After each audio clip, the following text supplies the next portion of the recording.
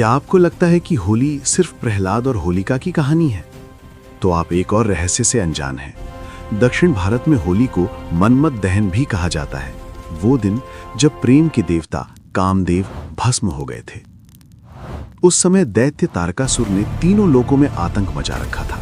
उसे वरदान था कि उसका वध केवल शिवपुत्र ही कर सकता है, लेकिन महादेव गहन तपस्या में लीन थे, संसार से पूर्ण विरक्त।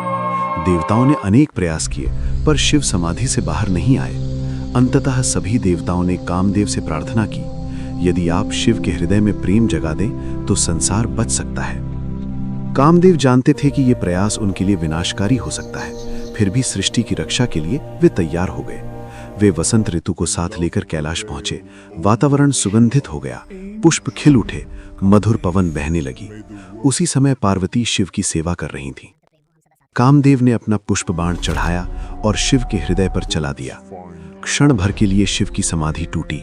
जैसे ही उनकी दृष्टि चारों ओर घूमी, उन्हें अपनी तपस्या भंग होने का आभास हुआ। क्रोध में उन्होंने तीसरा नेत्र खोल दिया और उसकी ज्वाला में कामदेव तुरंत भस्म हो गए। चारों ओर शांति छा गई, वसंत रुक गया।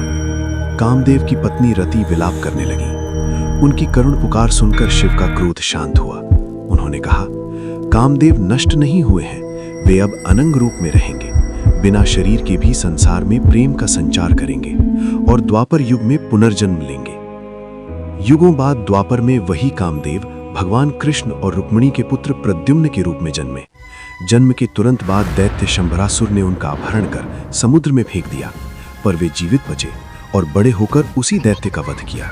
तभी से होली केवल अग्नि में बुराई के जलने का उत्सव नहीं, ये उस प्रेम की कहानी है जो जलकर भी समाप्त नहीं हुआ, क्योंकि प्रेम को आग नहीं मिटाती, वो हर युग में नया रूप लेकर लौटाता है। फूल, आग।